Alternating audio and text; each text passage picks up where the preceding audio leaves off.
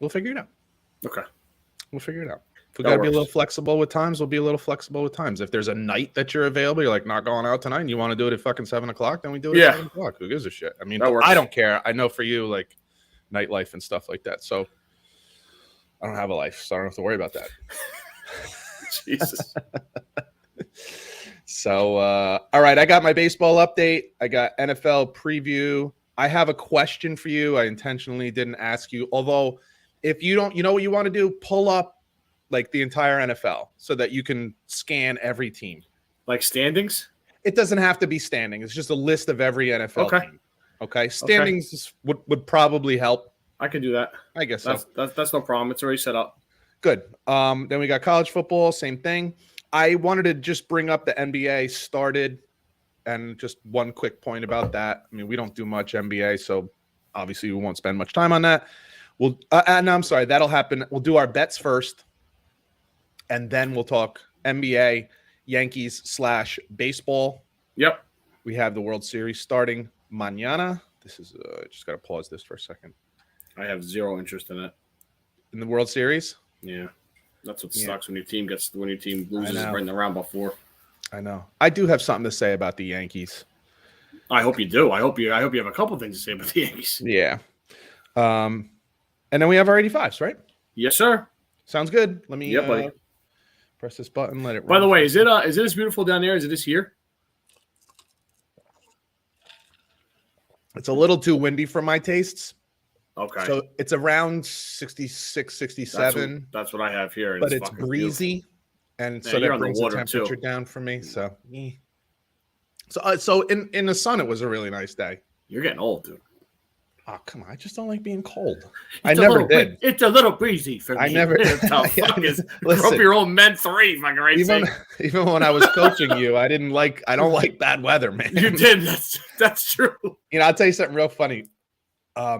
Every time, like every once in a while, when I guess when somebody finds out for the first time I used to coach, or people I know who'll bring it up usually like in August or something, like, oh, you miss coaching? And I say, yeah, there's a lot of times where I miss coaching, like right at the end of August when I know college football's about to start. It's like a real exciting time. Yeah. I always break out paper and start drawing plays and have all these ideas. And I still have all kinds of new stuff that I would love to try. And you never know.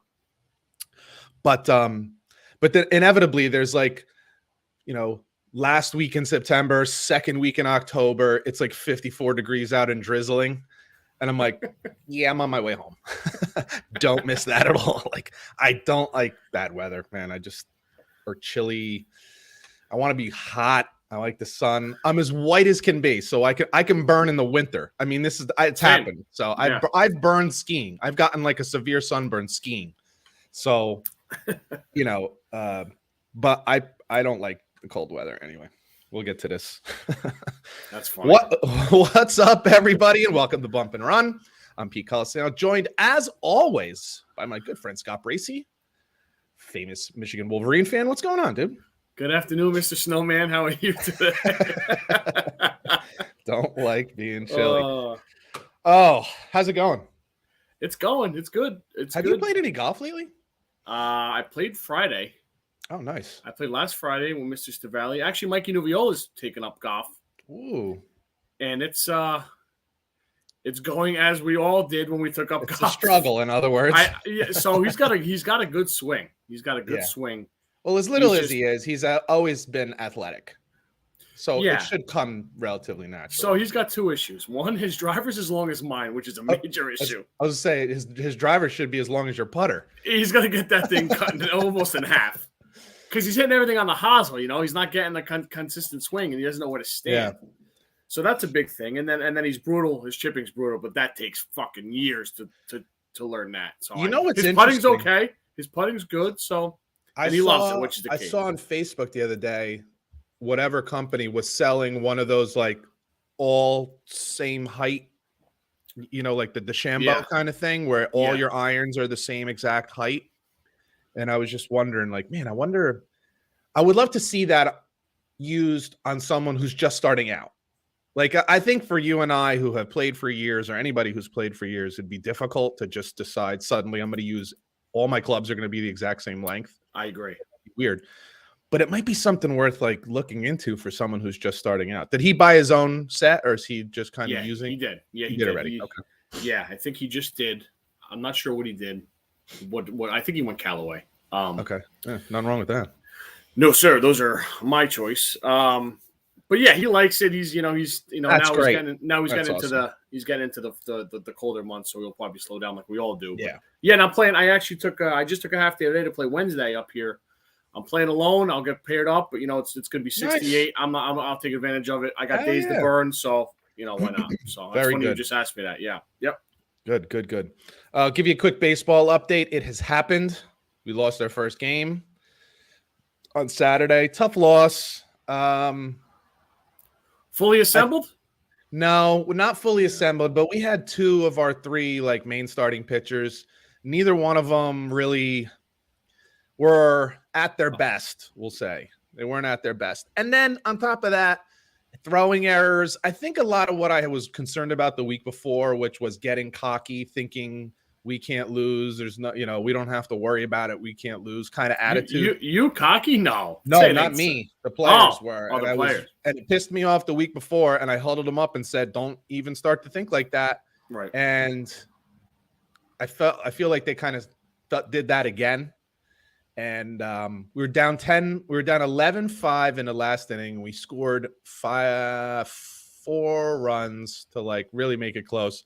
Last at bat we had was with 2 outs, 2 on. Guy hits a bomb. One of the kids hits a bomb, goes to the fence, and then he hits like a double. But then they chuck it around, so we sent them to third and home, and he got thrown out. We made him make a throw at the plate, and they did. He made it. Yeah. And so I mean that's why it ended 11-9, 10-8, 11-9, I guess it was. And then there's an argument to be made that that's a good thing, especially in something like baseball where there's lots of games. Like you can't get cocky, man. There's too many little throwing errors and base running mistakes. Watching too much Yankee games, man. That's we'll talk about that later for sure. As the Yankees have bowed out meekly, we'll say.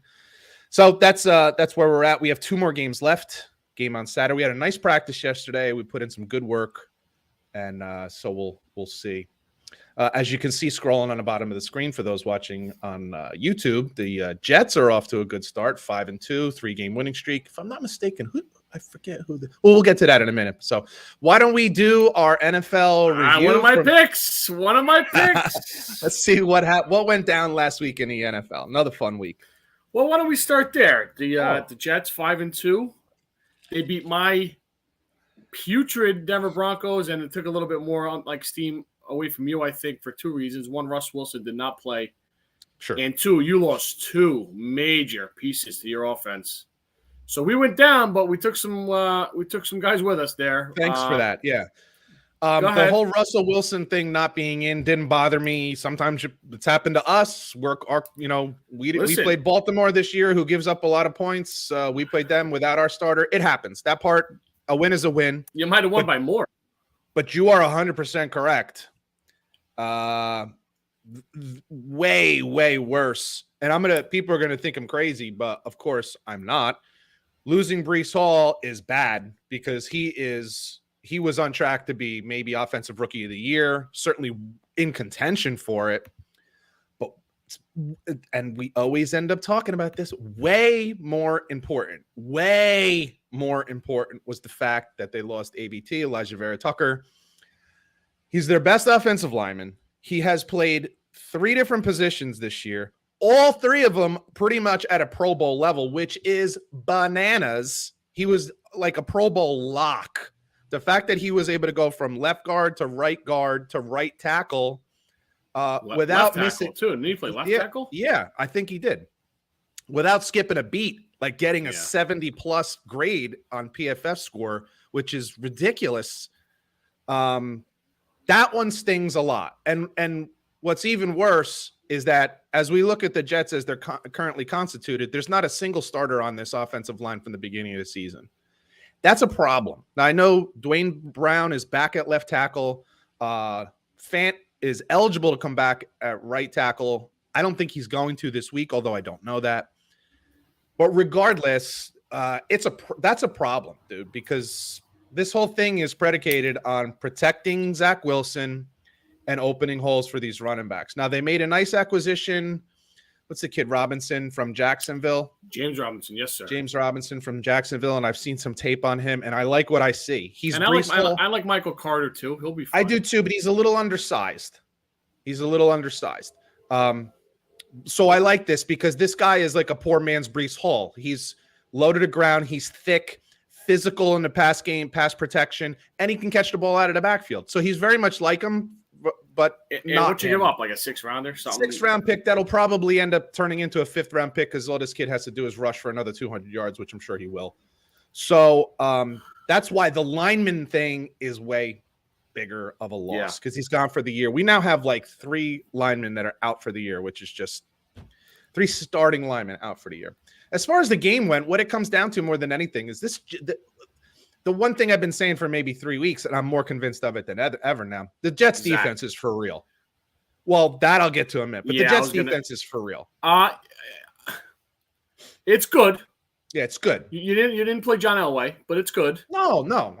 But they did what they were supposed to do. And funny, you kind of nailed the score. I think you said 17-12 or something like that. Or I think you even said 17-9, and it ended up being 16-9. No, there are some issues on offense, and that does affect the defense because when your friggin' offense isn't on the field enough, then your defense is always on the field, and that causes problems. But dude, they get after the quarterback. They don't get a ton of sacks, but they get pressure and they get hits, which is almost as good because they get those things off his spot. Yes, and then frankly, between Sauce Gardner and DJ Reed, they have legit. They got 2 legit number 1 corners, dude. So that's what I'll talk about this later when we talk about upcoming games. But I like them this week. But there are some problems on offense. It is what it is. Zach Wilson. Yeah, he's a huge question mark, man. Now they've taken the air out of the ball on him the last 2 weeks because they could. That's not always going to be the case, man. You're not going to be able to do this forever. Sooner or later, he's going to have to really, really let it rip. So this week maybe being one of them. It could be. So we'll see. But listen, you do what you got to do. You show up. This would have been a game, as I said last week. This would have been a game in the past that they lay an egg and get smashed, even against a mediocre to not great Denver Broncos team. By the way, all the talking heads on television coming out and saying, I only listen to everyone say how everyone in the preseason said Denver was a lock to win the division. It's all the people who said they were a lock to win the division that now are saying that somebody else was saying that they were a lock to win the division. I know. I heard that too. I know. It was you. Just take it, man. We whiffed on it. Florio. It was you, dude. You were the one that said it. Hey, we certainly said that we thought Denver was a 1 player away. And, maybe we were wrong about that. And maybe there's more to Russell Wilson's success in Seattle than we realized. I think both of those things can be true. So we'll see. But it's a win for the Jets, and I will take it. Congratulations. Thank you. Arizona. I feel how much you mean that too. Yeah, no, I'm legit happy for you that the Jets finally are not a dumpster fire. Seriously. Yeah, that's true. I do mean that. I listen to a lot of New York radio around here. You're one of my closest friends. I'm happy. I know you always look forward to the draft around Labor Day weekend the year before. It's true. That has not happened yet. So I am generally happy for you there. I am just more baffled on my team than anything else. But what questions need to be answered? Do you still believe it's simply a quarterback? I got to tell you, dude, the rest of the team's still like we talked about. I still think the rest of the team's pretty good. I know they have a couple guys hurt like you do too. And you're midway through, almost halfway through the year. You're going to have guys out for the year. That's just football. But there was a couple of things. Judy was running wide open, and the backup quarterback was hitting him pretty good, but then they stall. Yeah. Your field goal kicker is a Pro Bowl kicker. He missed an extra point in a field goal. It's just one of those years, dude. I think it's just not it's not in the cards. And sometimes it goes that way. Sometimes all the wrong bounces go the other way one year, and then they all go your way the following year. They don't necessarily balance out from week to week. No, they don't. But it is what it is. We'll see. Is anybody happier that DeAndre Hopkins is back than Kyler Murray and Cliff Kingsbury? Who'd they play? They played the Saints last Thursday night and beat them up pretty good. They did get 2 defensive touchdowns, but they look better on offense. They do look better. I thought it was interesting that Kyler Murray finally shows some emotion, and it was because Cliff Kingsbury was, I guess, going nuts on the sideline, and he's like, "Dude, you're on TV. Like, chill the fuck out. Chill the fuck out. You're on TV." Like, that's what you're concerned about? He's It's a just weirdo. weird. He's I don't know. weirdo. That's just weird. And I just say you can have him. Like, so right now, I've been a Zach Wilson defender, but as we sit here, I have serious questions, and what that means is I'm starting to have some doubts. I mean, Sure. it is what it is. I'm starting to have some doubts. If you offered me Kyler Murray for Zach Wilson right now, I'd say no. thank you. No, I'd say no, because I'd sooner rather just move on from Zach Wilson I got to tell you, than move on to Kyler if, Murray. If you offer me Kyler Murray for Russell Wilson, I'd say no. I would too, although I hear people talking like that. No. And I'm just, of course, it was your boy Florio, who is, I swear, he has He's got more pictures of somebody. cognitive Dude. How is he issues still than on John TV? Fetterman, who's running for Senate in Pennsylvania. Like, it's unbelievable. This guy, the things that come out of his mouth, the hypocrisy, the ways that he contradicts himself from one sentence to the next is beyond explanation. But that's besides the point. But yeah, I mean, it's a nice win. New Orleans is a team in flux right now, so whatever. I don't think that's a great win, but a win is a win, and you take it. And they needed it. I think some of the problems still exist. I don't think they're suddenly solved because one receiver is there. So, well, but maybe they are. I don't think so. We'll see. Pete, in your nice little apartment there, can you try to find me where the Lions' offense went? Are they hiding in your? Are they hiding in Isn't your it place? sickening? What Happened? It's bananas because they even got some of their guys back and still like don't score. I genuinely don't get it, and God. I hate to say it because we've kind of like been trying to back the guy, but I think a lot of this falls on Jared Goff. He seems, I don't know if he got whacked in one of these games because I don't watch Detroit Lions games from start to finish. So maybe he got lit up on some play and he looks scared again. He looks like he's playing scared again. So I don't know what he's holding the ball. He's holding the ball and then chucking and ducking. Yep. And so I don't know what happened there. And my fear is that the luster has kind of worn off the chrome, which is Dan Campbell. The rah-rah stuff is great, but it doesn't last forever. And sooner or later, you got to start winning football games. And once again, they're back in the basement of the NFL. So I'm still rooting for them. But I'll tell you what, if this continues for another 3 or 4 weeks, I'll be honest with you, I think Dan Campbell's on a hot seat. I agree. And I don't say that I don't take any pleasure in saying that, but I think he ends up being on the hot seat a little bit. The defense stinks anyway. There's some guys with some speed and physicality, but the defense is not great. Hutch is doing his thing as a rookie. Sure. He's got 5 sacks. He's doing okay. And they played pretty well for most of the game. Let's be honest. I mean, that game was like 10-6 for most of the game. They're losing 10-6. They're going in first and goal, and Jamal fumbles, and then they got blown out, and then it just it takes the wind right out of your sails. Yeah, the wheels came off after that, but it was a good game. They were playing tough and playing physical. So we'll see what happens, but yeah, not the start they were looking for sure. It's typical Lions. That's what it is, and that's what's unfortunate. That guy Rodrigo that we liked in camp, the middle linebacker. Yeah.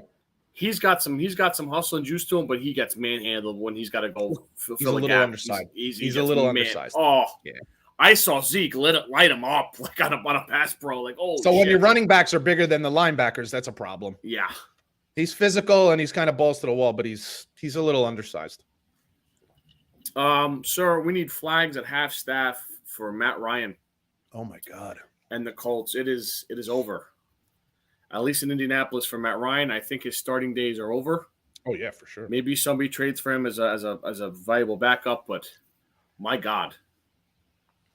I don't know exactly what has happened because he put up really good numbers last year. Me and my buddies looked at those numbers to see like if we were dreaming. They were pretty good numbers. Yeah. He threw for over 4,000 yards. I think he had more than 30 touchdowns, right? I think he did. Yeah. And that's not much talent. Yeah, he's always been a little prone to interceptions and stuff like that. But dude, this is like reminiscent of, and I know they won the Super Bowl last year, so it's not a great example, but the arm strength and the arm talent is reminiscent of the last year Peyton Manning was in Denver. Like it just looks like there's nothing on the throws. And Payton had a surgery. At least That year, Peyton Manning, while he couldn't throw the ball 40 yards, he was still making good decisions. Correct. So here's Matt Ryan. It seems like there's nothing on his fastball, and he's throwing into double coverage and and you can clearly see he's trying hard. The effort is there. Yeah. The body's just not cooperating. And it's sad to see, man, because that was quick. It was quick. He had a good year last year. I remember just watching games like on Red Zone especially and just saying, man, this guy can still sling it. And that's what we kind of thought coming into the season. It's why they made the move, thinking, hey, he can still sling it. If we just give him time, give him a running game, which they've given him neither, by the way, which has been quite a surprise. No pass protection. He's getting hit on every goddamn play. I don't know what happened to their offensive line, but it's just not the same. But my goodness, ugly. And to think you're not just being replaced by like a rookie draft pick that's like, hey, let's at least see what this kid can do. It's fucking Sam Ehlinger. Like, oh boy. Like, yeah. Indy knows this is not the guy. Like, this is not a matter of, hey, let's see if Sam Ehlinger is the guy. They know he's not. It's almost like they're kind of quasi tanking. I mean, they're not that far out of first place in a playoff position right now, but it's like they're tanking, So yeah, their offensive line is bad, like you said. Taylor's not running it. He's been banged up. I don't either. Weird. There's a couple weird things, man. So right on cue to that, we'll go to the Packers and Buccaneers. Rodgers, Brady, Matt Ryan, Russell Wilson, do they all fall apart in 1 year? Like, something happened in the offseason that they really started testing for testosterone or something. I don't know. What is going on? Maybe these guys they're all a little older. Maybe they're all on TRT, and then they had to come off the sauce, and now they're not able to go. Who the hell did Green Bay play? Who did Green Bay play? The Commanders, your favorite team. Dude, like with Taylor Heineke at quarterback. Who I think should have been the quarterback from day one this year. But it's funny. He's not nearly as talented as Wentz, but I think at least from listening to like interviews and stuff maybe during that the might week, that Wentz talent might be years behind, my friend. I don't know. Look at what he did last year with the Colts. You look at the numbers: 30 touchdowns, 7 interceptions. At least for a couple weeks. Yeah, they'd rather have him right now than Matt Ryan. I can tell you that right now. This is true. But regardless, he's not as talented, physically not as talented.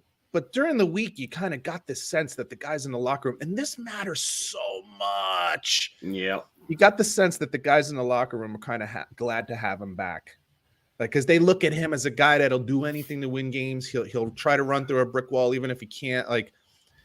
That shit matters, dude. Tom Brady, the love for Tom Brady is not just the fact that he's like a winner and people look at him as a winner, although now it is.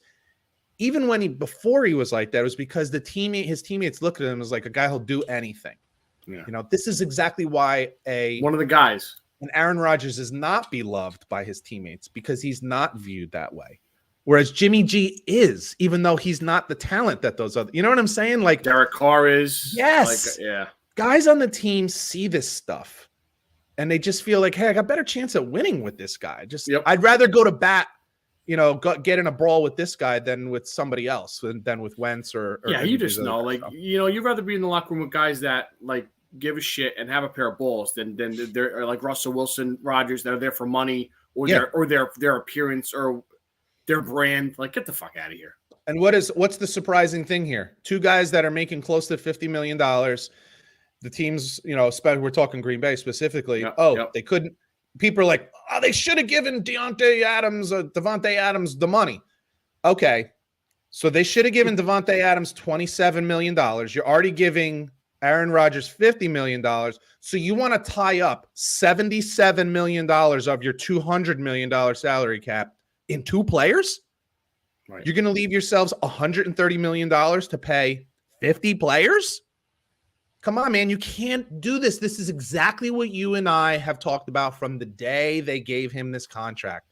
This is exactly what we talked about with Dak. If you're going to give these guys the big money, they have to carry the team. They have to do the Drew Brees work and make guys stars.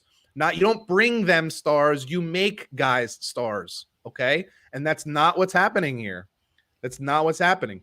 Aaron Rodgers has no chill whatsoever. He has no ability to raise anybody else's game. He expects you to be elite, and then I'll get you the ball. Sorry, kid. When you're making 1/4 of your team's salary cap, You don't get to do that. You're going to have to be the one to turn these guys into elite players, make them great players like Breeze did, like Peyton Manning did, like Tom Brady did. That's your job if you're going to be the $50 million man. I'm sorry. This is exactly what Kansas City has done. Kansas City said goodbye to Tyreek Hill, and they said bring in Juju Smith-Schuster for a third of the money, maybe less, probably a third of the money. And we got the guy who's going to make him better. And that's exactly what happens. You know, I'm sure we'll get to the Miami game. Are we going to talk about that one? Do you have that on your list? Yep. Okay, so we'll talk about that, and I'll explain exactly what I mean. Talk about it now. Well, I'm just going to say, look, Miami gets off to a really great start. Who the hell they play again? The Pittsburgh Steelers. Yeah, they get off to a really great start, and they put points on the board right away on all the scripted plays. And then in the second half, they don't score a single point. Halftime score 16-10, final score 16-10. I don't look at Pittsburgh as the problem in that equation because they have a rookie quarterback and not great wide receivers and a bad offensive line. I was told that Tyreek Hill and Waddle with Tua, they're explosive. You scored 0 in the second half in the NFL, where all the rules are made for offense. You have Gesicki, these 2 wideouts, running backs, offensive line, Tua, and you score no points in the second half. Here's the thing. It's nice to have Tyreek Hill, but I'll take Patrick Mahomes any day of the week instead because he makes the other guys better. And we'll talk about the Kansas City game in a minute too, and I'll explain why. And we'll get into that one. The Giants did it again. Because they're all intertwined. That's why I'm like bringing these things up. All these games are intertwined because now players are on different teams, so the stories meld.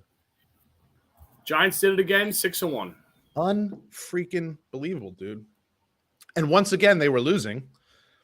And came back and made a play, and then make a stop on the 1 yard line like the LA Rams against the Tennessee Tennessee Titans in the Super Bowl. You want to tell me a team that loves their quarterback too? The Giants, I think, are one of those teams now. That that seem like a turnaround though?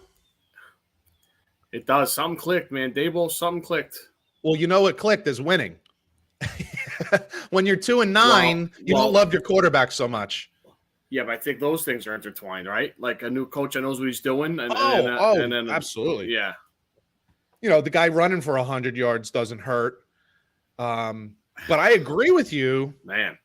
But it's funny how winning will do that, right? You win a couple games and you sell out. Like Daniel Jones is selling out. He's running for first downs, running for touchdowns, keeping their offense on the field. Taking care of the football as he's doing it too. And suddenly his teammates love him. Like, well, yeah. Again, as in Taylor Heineke's case, you feel now like you have a chance to win the game. That's all any player ever wants on any level. We don't have to win the game, but we just want to come into every game thinking we can. And if we don't, we don't. Some of that's on me and some of that's on you, whatever the case may be. But this is definitely the Giants' case right now. They come into every game now thinking they can win. And it's pretty crazy. The defense, say what you want. I don't know where I just come down to all time. I don't want to say it's smoke and mirrors. I think a lot of it is scheme. I think a lot of it is head coach. I don't think of a lot of it as talent. And that's why I don't know how long this ride is going to last. But 6-1 is 6-1, dude. No doubt. I want to say smoke and mirrors, but I can't say that anymore because you can say smoke and mirrors at 3-1. You can't say smoke and mirrors at 6-1. I'm sorry. Nope. I'm no Giants fan for sure, but these are good wins. Now Jacksonville is Jacksonville. They got off to a 2-1 start and haven't won since. So there's that, but it's and it's like they're funny. They're like in every game too, and I think they're going to blow the Broncos out this week. That game could be on the fucking moon. Scares me. I just don't like bad teams. There's a you reason they got to lose. You got 2 of them, my friend, in London Saturday morning and Sunday morning. What game is that? Jacksonville Broncos. Is that the Okay. Oh, yeah, I might sleep in. I gotta wake up and watch that shit. I might sleep in. I might have 4 Bloody Marys by 11 o'clock. I might have to cancel my day, Peter. You know what I mean? B12 injection. Hi. The Seahawks. I told you this game was sneaky good. I don't know why. I wish I had the onions to put a little scroll on it. I did not. The Chargers, bro. This fucking guy. This guy's gone, dude. I'm telling you. He should be. He's gone. Because once again, they're probably here's my prediction. The Raiders are going to, at some point this season, are going to surpass them. The Raiders are going to pass Yeah, them you up. might I be know they're right. 2 games You behind might them right be- now. You might be right, dude. I think the Raiders are going to pass up the Chargers. And if they don't make the playoffs again, I would fire the head coach and the GM. Yep. This is just me. I'm going to fire the head coach and the GM. This is atrocious. Justin Herbert doesn't throw the ball more than 7 yards down the field, which is freaking bananas. Okay. And now I think Mike Williams out for a month. Mike Williams is out again. Yep. Who's got Keenan guess who Williams has him in probably- fantasy football? Keenan Williams, Keenan Allen probably still out. He 'cause finally out every played, but he week. didn't look good at all. No. So it's a tragedy. But dude, here are the Seattle Seahawks sitting in first place in the NFC West, which is insane. And Geno Smith absolutely dealing. I mean, Yeah. throwing seeds and looking good, man. And they got the fucking Denver's draft picks. This is true. And on top of that, they got Kenneth Walker, who, Yeah. he looks really good too. I don't know what took him so Really long good. to put him in. I think he had a little injury or surgery or some kind of hernia earlier in the season, and they really eased him in. But The goodness guy was gracious. the best player in college, best running back in college last year. Plus, they had Rashad Penny, who finished off last year really good and did get off to a good start this year. So it's not like they didn't have a running game before they put this kid in. But he's Yep. legit. Maybe Pete Carroll knew I didn't want to retire. 11 life, 70. Yeah. Oh, by the way, they have 2 tackles, both of them, right and left tackle, who are going to be starters on this team for the next 10 years. All Russell Wilson ever wanted, right? It's amazing. Should have hung around, dude. You got 2 elite wide receivers. I'm still. You got Noah Fant at at tight end, a legit running back, and now Geno Smith looks like freaking Drew Russell Brees Wilson. back there. Yeah, he looks fantastic. Yeah, so it's unbelievable, which is interesting because this has always been like the Legion of Doom. Their defense still stinks. The defense is still It's not great. it's pretty bad. So, but dude, I'm loving it. I'm so rooting for Geno because he's gotten kind of shafted most of his career, especially having a head start off with the Jets. One of your picks goes down in flames. You just brought this game up. The Chiefs go into San Francisco and pound their ass. This game was a lot closer than the score indicates for a while. And then San Francisco got weird and decided to get away from the running game and rely on Jimmy G, which I think both of us, even though we kind of like Jimmy G, we never thought of him as a guy who should be throwing it plus 40 times a game. Correct. With that said, all the people who said Jimmy G doesn't put up stats, I think he was 34 of 41 for 300 yards and change. Now, he also threw an interception and had a fumble, but he put up big numbers and they lose. That's not this team. This is not what this team does. So they dropped to 3-4, but I still think they're one of the best teams in the NFC, and I think they're still a serious contender. Some teams are built for the regular season, and some teams are built for the postseason. This is a team that's built for the postseason: defense, running game, play action, pass, which is what always wins in the playoffs. And I think they'll be fine. Look, they ran into the Kansas City Chiefs, who I think is still either the best or second best team in the league. So it is what it is. But yeah, it was one of my picks, and it went down in flames. One more for me, bud, and then we'll move on to this week. You're playing them this week. You got to love your matchup against the Patriots. They look lost. They look confused. I don't understand, though. I don't understand. 2 weeks ago, you put up like 30-something points against Detroit and shut them out. And after that, you'd be Cleveland and Cleveland. You play good defense, and now you can't play defense against Justin Fields and the Chicago Bears? Yeah. Who can't score, who couldn't score on anybody?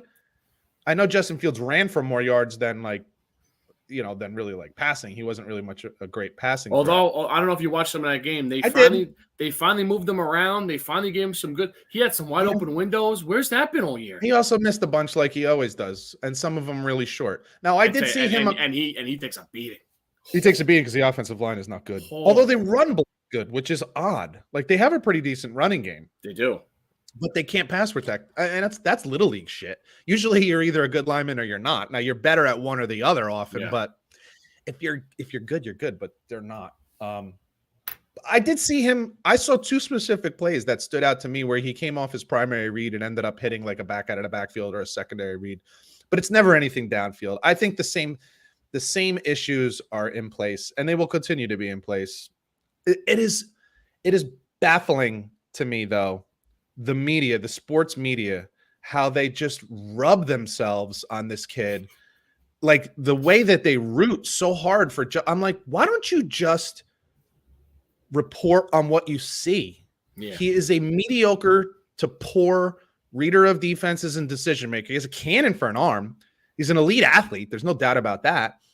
He's not a great quarterback. Just why you got to make something up? Because you look foolish when you say it. Oh, well, you can see that you're finally figuring out how to use him by using him as a running back.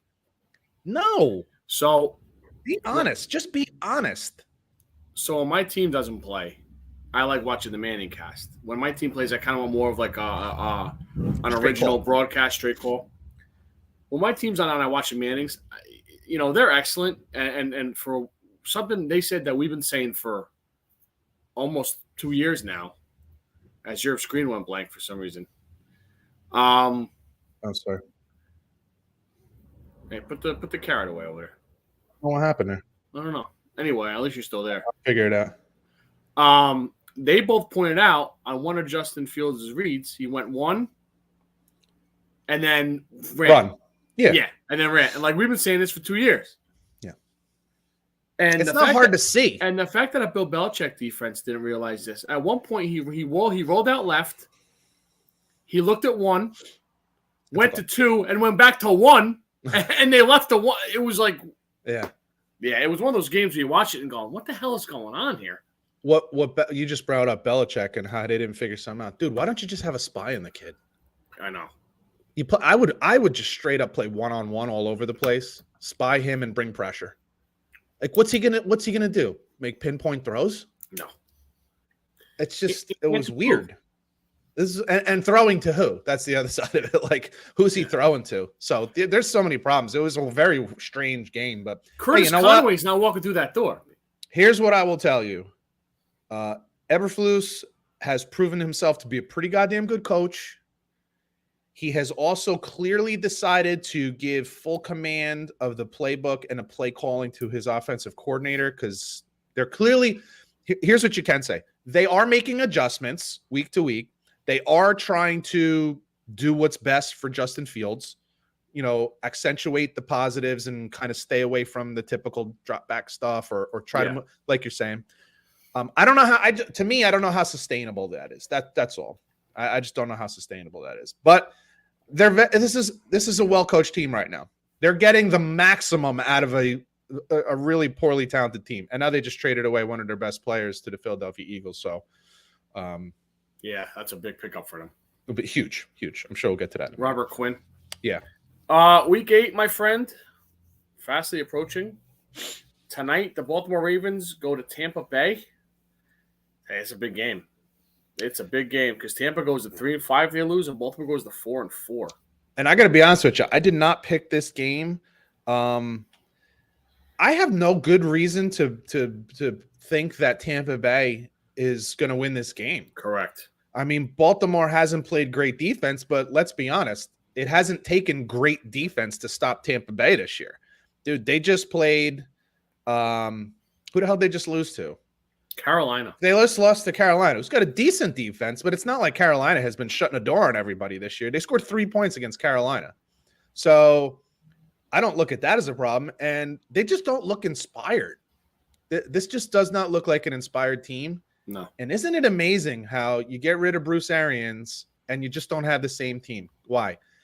Because Bowles is not an alpha. I keep saying this shit to you. And he's just not an alpha, and he's not able to round these guys up and whip them back into shape. And it's clear where a guy like Bruce Arians, who ruffled some feathers, pissed some people off, and some guys in the media didn't like him, especially your boy Mike Florio, because he was all loud and gruff and in people's face, and he didn't like that. Yeah, he didn't like – Florio doesn't like that, and frankly, Cowher didn't like it. How do you like it now? How do you like this product? Florio's I wish you had Bruce Arians back here right now. Florio's got to go away. How do we make this happen? He's a mental case. How do we make this happen? People need to start listening to this more and start listening to PFT less. I told you, dude. He makes Sims likable for me. That's a value. Sims smokes so much weed that he just agrees with Florio all the time. It's unbelievable. Oh, he's on He's on. Chris Sims is on like a permanent acid trip, so he just goes along with whatever Florio says, and even when he disagrees with him, he just kind of like mealy mouths it. He doesn't want to fire back because Florio's such a big mouth.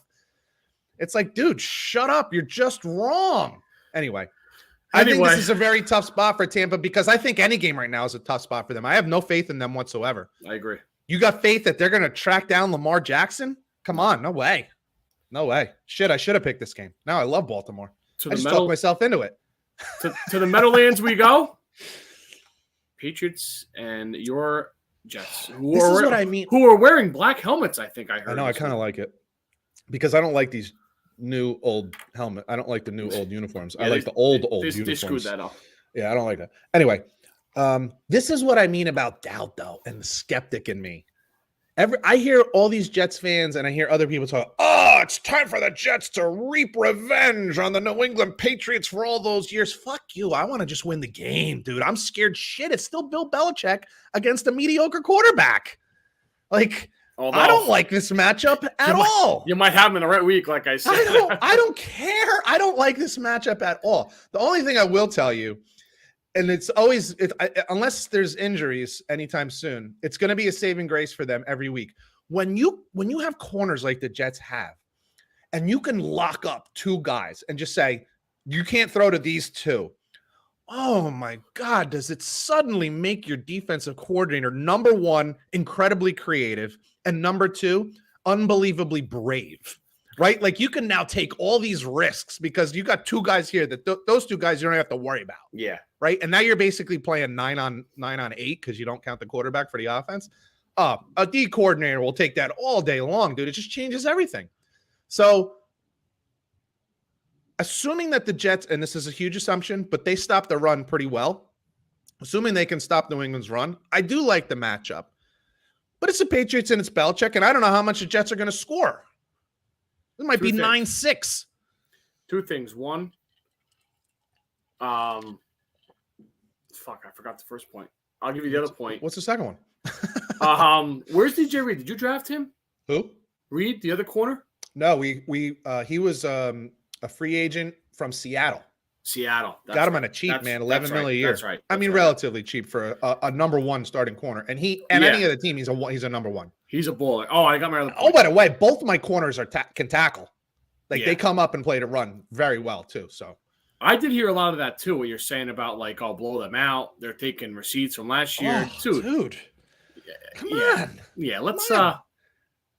If this was maybe 3-4 weeks ago, I would think more along those lines. You don't have a single starter on the offensive line, and Zach Wilson hasn't thrown for 150 yards in 3 weeks. And by what are you talking about? He's got to stop with that friggin' run around shit. I'm less concerned with stuff like that. I mean, he is who he is. This is who you got. This is the guy you got, and he does that stuff.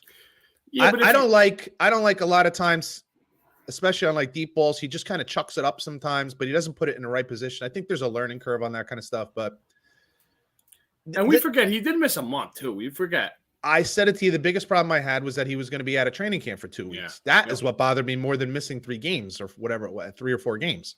So yeah, but the idea that they're just going to blow him out, I'm not convinced. I'm not sold that they're definitely winning the game. Okay, so yeah, Jesus. Don't assume this one's mailed in. Come on, please. Pittsburgh Steelers go to Philly, the Battle of Pennsylvania. You have a funny feeling about this one? So I do, which scares the shit out of me because I just took Philly in my suicide pool. You can't switch? I could. I have a feeling the Steelers hang around. I don't think they pull it off, but I have a feeling they hang around in this game. I don't know why. Yeah, Philly off a bye. Pittsburgh's line is bad, though, dude. Oh, it is pretty bad. The second half against Dallas kind of scared me a little bit, and I just I don't know. I got a weird feeling. I got a funny feeling. I don't know that Steelers are going to win the game. I'm with you, but I got a weird feeling that 23-20 wouldn't surprise me. Something like that. Just for me, just win. Just get the fuck out of there with a win. I agree. Where's that game? It's in Philly. That's what made me more of inclined. What are they favored by though? 10? 10.5, I think. That's a lot. There are some numbers, dude. There are some numbers this week against fucking legendary franchises. The Steelers getting 10.5. the Packers are getting like 13 in Buffalo. Yes. And Is it that high now? It was 11. Chicago's getting 9 against Dallas. Correct. Something else. My goodness, man. Oh, yeah. We'll go to your favorite team in the NFC. That'll be the San Francisco 49ers. They play the Rams, and they've always played the Rams pretty tough, and I think they bounce back in this game. I don't know. The Rams off a bye. I think they needed it, to be honest with you, too. But okay, so the Rams are off a bye, and they're at home. I don't like this spot for San Francisco at all, coming off a face smashing against Kansas City. I think this is a really tough spot for them, and I like them, and I think the Rams are in some trouble. We were a year ahead on the Rams. It's so evident to me now that we were a year ahead, because now they have a couple injuries, they got a couple of retirements, and there's no depth. And they're searching. I'm shocked that they haven't signed OBJ already. I don't think he's close depth. From what I hear. He's still. Is that what's going on? Yeah. Okay. I mean, that's fair because it was like the week before, 2 weeks before the Super Bowl. It was in the Super Bowl. Oh, it was in the Super Bowl. You're right. So, I mean, it was February. It's not even a year yet. But there's just something about this. I don't like this spot at all for San Francisco. I'm kind of rooting for San Fran because I want to be right that they're better than they're better with Jimmy G, you know. But I think it's a tough spot because I think, you know, by the way, I think the Rams are well coached and coming off a bye week. I think that's a good place for them to be right now at home. I should have brought this up 2 weeks ago, and I kind of forgot. I asked you in the preseason how many starts Jimmy G will have over 4.5. Oh my God! Yeah, we hit that one. I think I took the over, but I took it for a much different reason. Correct, and I think we had him at 3 and 4 in this spot, but how they got there too. I think you're right. I think you're right because we went. Goodness. I said, what if they start off 1 and 4, and then you started going down the schedule, and we're like, well, they could probably be 3 and 4 after 7 games, and then he comes in and going to LA. We're like, holy shit, 3 4. It's crazy, but we were kind of on this, so. 6-1 Giants, go out west and play your boy Geno Smith and the Seattle Seahawks. Listen, this is one of those games. Anytime the Giants go out there, I feel like it's a weird-ass game. Seattle's a weird place to play. It's loud as hell. It rains for an hour. 4 o'clock, 4:25 kick. Seattle with no DK Metcalf. Defense hangs around. You know, they don't need to do much against the Giants. But then again, the fourth quarter hits, and the Giants are friggin' unbelievable. Yeah. This game, I have no feel on this game at all. None. So sometimes you got to look and say, what is Vegas telling you, right? Like, and I think this is one of those games where it's like, well, what is Vegas telling you? Because you have the Giants, spread, right? The Giants are 6-1. Seattle's what, 4-3? 4-3, yes, sir. Right? And Seattle's favored in this game against a 6-1 team, who everybody's like, oh, they're one of the top 6 teams in the league. Really? They're going up against a team that's just over 500, and they're getting points. So I think Vegas is telling you that. Although they were getting Jacksonville too, Coach. I get it, but I'm saying, what does that tell you? They should have lost. They could have easily lost that game too, but they won. So I didn't touch this game. Don't get me wrong. I didn't touch this game. But I think what Vegas is telling you is they think this is a coin toss game, is what they're really telling you. It's a coin toss. This is not a 6-1 team versus a 4-3 team. You know, this is a coin toss game, which, I think both of us probably agree with that. Right? I mean, I think it's a coin toss game also. So yeah. Which is why I stayed away. Punt again. Packers at Bills Sunday night. Again, Green Bay shows a little bit of life, and then they just vanish. Yeah. Are they in a 3-game losing streak? Why aren't they running the football more?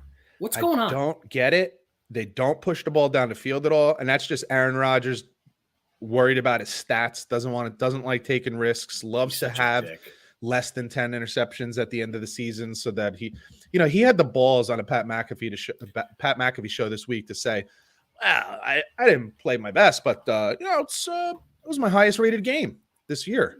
Dude, by the coach. I'm like, he's out of his mind. You're a douchebag, dude. You think guys like play for him in the locker room? No. You're proud of the way you played in that game? You think you played well? Forget what your coach did. Forget what your coach graded you. Do you think you played well? That's a simple question, right? Where was Pat McAfee on that one? Aaron, how about your standards? You won back-to-back MVPs. You think you're compared to that? What do you have in mind? Did you win? Yeah, exactly. Are you happy with that? Now you're going to say, well, it was my highest rated game by my quarterback's coach? Really? okay, Aaron, you're a douchebag, dude. So with all that, and with that said, this game scares the shit out of me. So. Dude, I could take the Bills and seriously pull. I'm like, nope, I don't want to touch it like that. I am more inclined to take the Packers in this game than I am to take the Bills. Although I think the Bills could win by 30. I think the Bills could win by 30. But if I were betting the game, which I am not, I would probably take the Packers. It's 13 points. It's a freaking Green Bay Packers. Aaron Rodgers is still the quarterback. He's capable of throwing 3 touchdowns at any time, right? Like, and if they do run the ball, like we think they're capable of, you could take a little of the air out of the ball and keep the ball out of Josh Allen's hands. Unbelievable. The defense is still decent, right? It's not like 13 points. I think I'm talking myself into this one too. Shit. What else you got? Don't be surprised if this is like a 31-24 or 35-24 game, which is a cover. Either one of those is a cover. I have a feeling Green Bay's going to have a lead in the fourth quarter in this game. I don't know why. I just that would be interesting because the one thing we've kind of talked about that Buffalo is not the best at is close games. Yeah. You know, Pat Mahomes close games, you think it's an automatic win for the Chiefs. Like even if they could be down by 10. If it's the fourth quarter, they got the ball, you're like, they're probably going to win this game, even though they're down by 2 scores. Buffalo, they're not the best playing from behind or in close games. So that would be interesting, and I hope you're right because that would be fun. That'd be fun to watch. Last one, a battle in the AFC North, which I think this is a sneaky good one. Although we absolutely banged up Jacoby Brissett's season by giving him credit. Oh my God. That's the worst thing we could have done. We went full mush. The 4-3 Bengals at the 2-5 Browns. Bengals are starting to get a little hot, although they've been banged up in some spots. The Browns, for some reason, have decided to stop running Chubb and Hunt, and now they look like they might trade Hunt. I hear that. Your Stefanski point last week or the week before, you're starting to make some sense. Sometimes I think this guy goes into a game and forgets his like good play sheet, and then has a play sheet like maybe in like the second exhibition game. Like I don't understand it. And this is coming from a guy who has Nick Chubb on a fantasy team, and I'm going, this guy has 24 yards on 6 carries in the third quarter. Like that's your guy, dude. Let me tell you what I think happens sometimes, and I've heard Sean Payton talk about this, and I know it has personally happened to me because when I was coaching, I was the offensive play caller also. A lot of times, what happens, and this only happens on. I shouldn't say that. I'll say it happens about 80% of the time on passing plays because passing plays are more designed. Running plays are kind of, they are what they are. They don't really change from week to week, right? Like zone left, zone right, stretch left, stretch right, you know, guard tackle, GT pull. Like they're kind of what they are week to week. And we just try to execute. You can put the entire running game in on the first day of camp. And then the rest of camp, it's just about executing those plays. Right, executing because it's a choreography. Whereas passing plays, that's why we have passing trees and we have combinations and then we have break-offs off those combos. It's an art form. Yeah. Okay. So what happens a lot of times with coordinators and anybody who's calling plays. So this would happen to me as a head coach, and I'm sure it happens to Stefanski because he's their play caller. You call a play, you get the defense you were expecting with your formation. It gets blocked or it'll happen on a running play where it gets blocked exactly the way you wanted it to, but maybe the running back takes the wrong hole or something like, or he gets tripped up. And this happens all the time in passing plays. You call the pass, it breaks open just as you expect, but the quarterback makes a bad read or a bad decision or a bad throw. And you're like, we got to come back to this. We got to come back to this. And if that happens 3 or 4 times in a game, that's 10 times that you're passing more than you would have if you had executed the play. Do you understand what I'm saying? So now instead of throwing the ball 25 times or 30, you're throwing it 35 or 40 because you're like, we had it. Run it again. We got to come back to that one. We have a little mark that we put on our play sheets. Put a little arrow or something. Like I used to put a little arrow right next to that play, pointing to that play, which is in my head saying, get back to this. Yeah. Yeah. Right. Some guys will put a star or circle it or whatever the case may be. We got to get back to that one because it broke wide. It went just as we planned. Like you got people have to all remember, like you game plan all week. You're like, if they do this and we do this, we got them. And then it happens just like that, but you don't execute. Bad throw, bad read, bad decision, whatever the case may be. Running back trips, picks the wrong hole, tries to bounce it outside instead of sticking to the hole. We got to get back to that.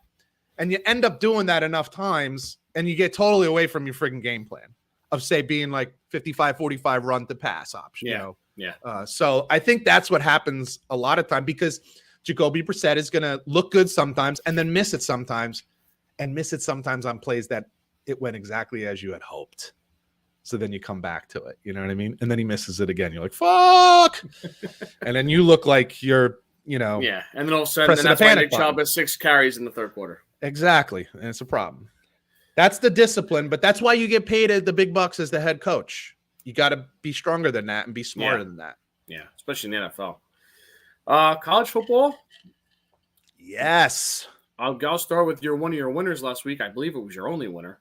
Oh, I don't like the way you said Syracuse takes Clemson to the brink, and I think they got hosed on a call on their last drive. They did. That could have kept them going. They did. Clemson, that loss was their own fault, not any bad call or anything like that. But go ahead. Yeah, as you called for weeks, DJ Uiagalelei got benched. Which is the worst thing that could have happened to Syracuse. Backup comes in and saves the day. And not so long ago, a man named Trevor Lawrence came in to save the day against the Syracuse team. And that quarterback was never to be seen again years either. Back. Yeah, he went to Missouri, and I think he's cutting grass. Yeah.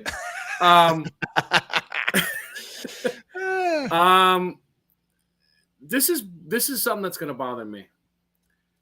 Clemson's going to go undefeated and go to the college football playoff, and they're going to get spanked in the goddamn playoff. And it might cost Michigan or Ohio State or Alabama a spot in there, and I think they're all better than Clemson. All right. What happened? Let me just tell you what happened in this game. 2 things. The main thing that happened is Syracuse's defense ran out of gas. Syracuse's defense, as I told you last week, that defense is real. Syracuse's defense is real. But let's be honest, Clemson has athletes and talent, and they ran out of gas down there in South Carolina. It got a little warm for them, and they ran out of gas in the second half of that game. And they just weren't able to get anything going on the offensive side. So, and yes, the backup quarterback came in, and it changed everything. It totally changed everything. Made a couple plays.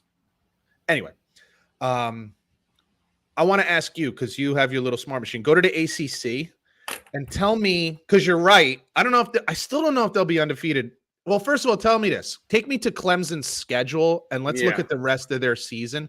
And then the second thing I want to know from you as you're looking this up is, assuming that Clemson does win their half of the conference, who are like 1, 2, or 3 teams that they could play in the ACC championship game?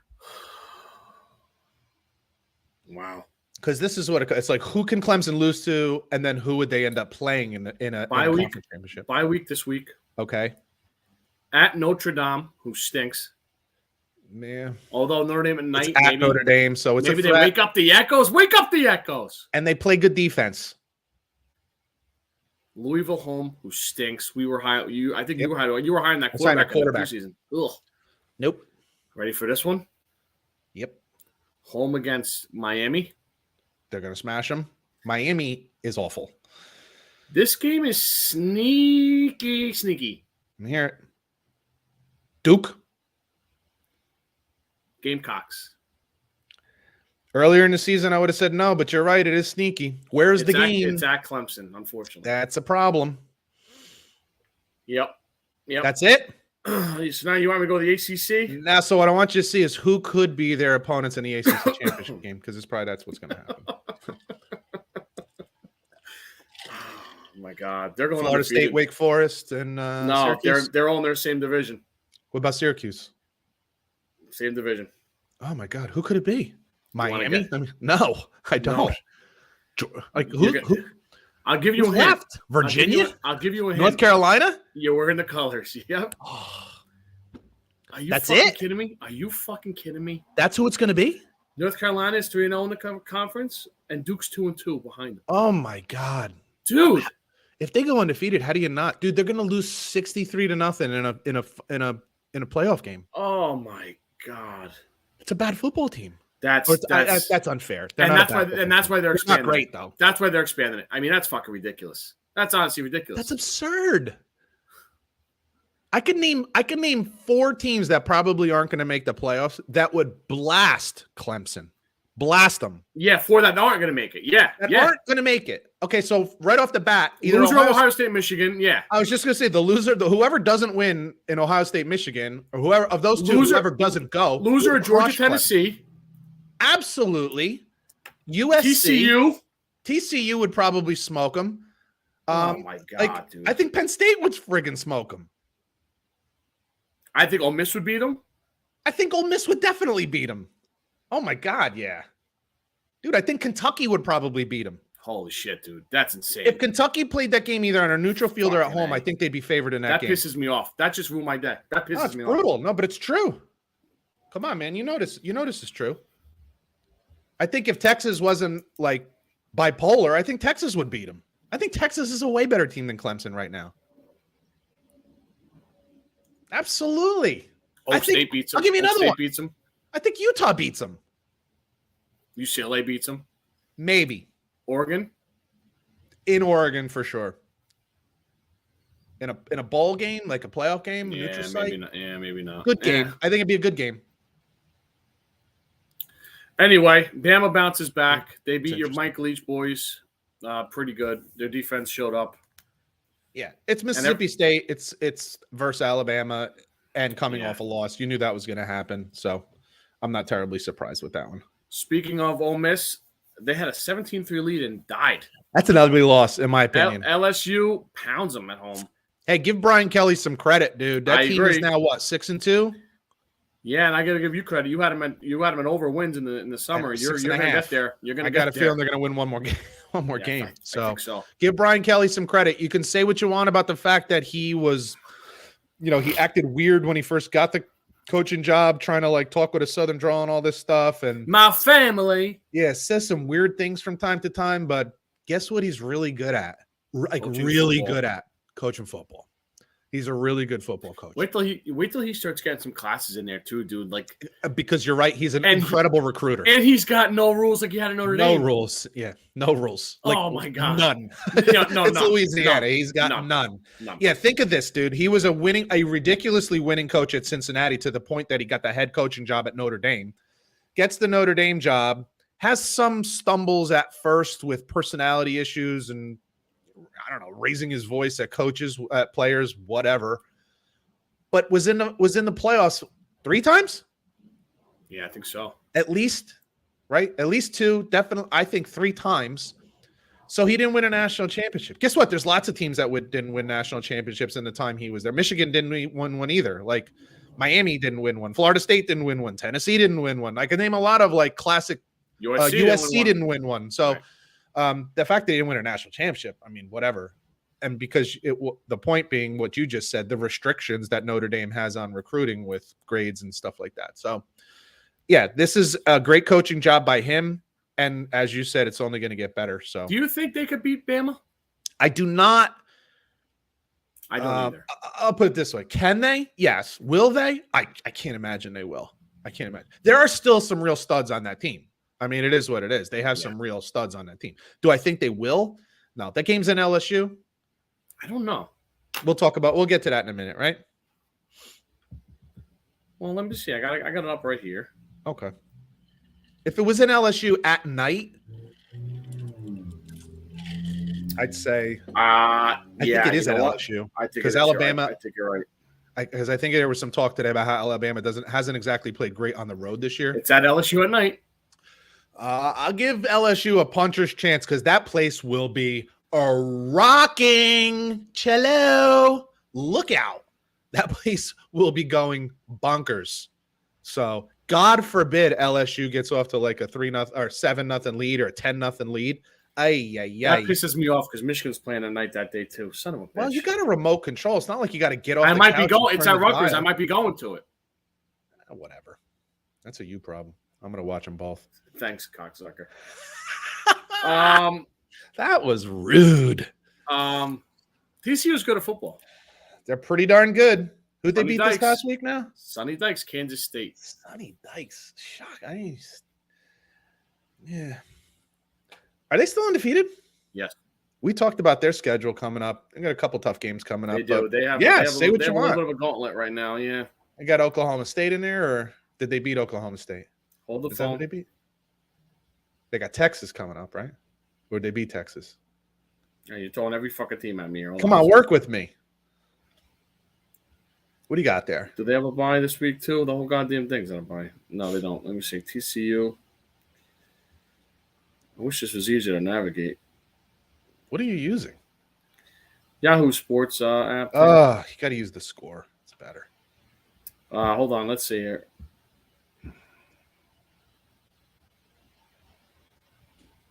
What are they, 7-0 right now? They got Texas Tech this week. No, they got West Virginia. It's at a West sneaky Virginia. tough game. That's a weird sneaky tough game. Be careful there. Then they got your boy Texas Tech. Oh my God, freshman quarterback. Then at Texas, at Baylor, Iowa State home. Yeah, they got some tough stretch for Texas and Baylor because both of them can score a lot of points. I'd be surprised if they end up with an undefeated season, but regardless, who cares? Hey, by the way, what if they do though? Are they a Final Four team? Remember when this happened about 6 years ago and everybody's like, this is why it's bullshit. You need to have more than 4 teams. Yep. Right? Yep. If they go undefeated. That's what you're saying about Clemson. It's ridiculous. If they go undefeated, they deserve in, right? You're an undefeated Big 12 conference team? Yeah. Undefeated? So how about this? Okay. Undefeated, let's say undefeated Tennessee, undefeated Ohio State. 1 loss Michigan, 1 loss Georgia, 1 loss Tennessee, 1 loss Alabama, undefeated TCU, 1 loss USC. Who goes?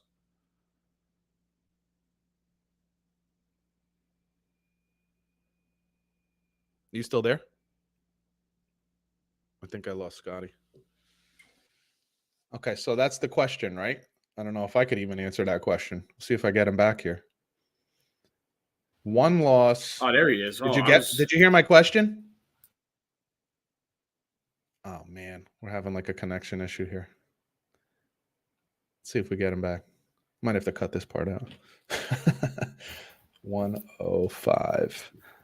I'll edit this. I'll edit this part out. Yeah, please. Goodness gracious. So my question to you was 1 loss USC, 1 loss Michigan or Ohio State. I don't care which. One loss. Undefeated Clemson. Undefeated Clemson. Yep. 1 loss Georgia, 1 loss Alabama, 1 loss Tennessee. 1 loss Oregon. Forget it. I don't. Oregon lost to Florida. It's a bad loss. No, they lost to Georgia. Oh, that's what I meant. I was thinking Utah, and an undefeated TCU. Who goes? I know. It's unbelievable. If Clemson and TCU are the only 2 undefeated teams, you're going to tell me they don't get to go? No, they probably get to go. And a 1 loss Georgia team or a 1 loss, say, Tennessee team gets to go over, say. I know. And if Georgia, Alabama, and Tennessee are all at 1 loss, does Alabama get to go and Tennessee has to stay home after they beat them? Definitely. Come on. Because they lost early. They lost. That's such bullshit rule, bro. Tennessee didn't lose yet. They're still undefeated. No, I'm saying if Alabama, because Alabama. Yeah, that's ridiculous. Like, let's say Tennessee loses to Georgia, and Georgia loses to Alabama. Not crazy, by the way. No. Totally realistic. 3 1 loss teams. You'll have 3 1-loss SEC teams who all beat each other. You'll have a 1 loss Big Ten team, 1 undefeated Big Ten team. Hopefully, and an undefeated Big 12 team, and an undefeated ACC team. Yeah. And you're going to give me 2 teams out of the SEC? They're going to panic. They're going to panic. And a 1 loss USC team, who will have beaten Notre Dame, UCLA, lost to Utah in like last play of the game. Yeah. Good luck with that. That's a realistic possibility. That's crazy. Let's be honest. Not only is that realistic, I actually think that's probable. Clemson is probably going to go undefeated. Michigan and Ohio State are going to, one of them is going to win that game, and neither one is going to lose to anybody else in that conference. Probably not. The only I don't know part yet is will USC beat UCLA, and will TCU go undefeated? Yeah. The three one-loss SEC teams is, I think that's likely. I think that's likely as Not well. unlikely. I think it's likely. And then you got to pick one. And then you're going to tell me that. So here, do you only pick one though? wow. Ugh. Oh my god. Oh my god. Oh my Because God. here's what stinks for Tennessee if that's a scenario, because they beat Alabama in mid-October, then they'll lose to Georgia in November. They don't get to go to the SEC championship. They don't even game, get so to go to they're the sitting SEC championship and game. Alabama gets to beat Georgia, and They go. then they win the SEC and they go. It's disgusting. It's a horrible It's situation. disgusting. And that makes sense to anybody? No. No. But there are retards out there that say it still should only be 4 teams. Yeah, and they have 4 teeth in their mouth. They live in People Tuscaloosa. who don't know what they're talking about, like Colin Cowherd, who says, they always get the right 4 teams in there. Did you not just see Tennessee beat Alabama? In the beginning of the season, you would have said Tennessee had no right to be in that game. Guess what? That's why they play, because we don't know what's going to happen. This guy still can't say Hendon Hooker's name properly, but yet he gets how does he $6 say million it? a year. I think he says like Hedon Hooker or something like that. I don't know what he says. Dude, he's a joke. What Come happened on, to dude. him? He gets $6 million a year. Somebody, please check us out. This is the real talk, not the bullshit on TV. Give me a Bo break. Nix at Oregon. And I'm looking at Hendon Hooker right now, actually, on TV. Bo Nix and Oregon have straightened the ship out. They look pretty good. They beat up UCLA last week. Beat him up pretty handily, too. Both of us were wondering what would happen if UCLA won that game and was undefeated going into USC. We no longer have to worry about that. That's one. I don't necessarily think of that as like a bad loss. That's a tough spot. That's a tough place to go and play. So you don't want to get your doors blown off, but I don't think it's a season ender. We'll put it that way. If they do come back and end up beating USC, nobody's going to give a shit about that loss. Nobody's going to look at that and say, oh, man, if you only – that's a tough spot. That's tough for anybody to go into that place and go win a football game. No doubt. Yeah. Texas chokes their chicken at Oklahoma State, 14-0 from the Cowboys in the fourth quarter. That's where, I know you're a fan of Sark. There's something missing there for me. Dude, I don't know what it is. I think sometimes it's hard to change a vibe. And that vibe of losing games late was there from before Sark even got there. And he has not, which is not his fault, but what is his fault is he hasn't been able to change the climate and get that out of their system.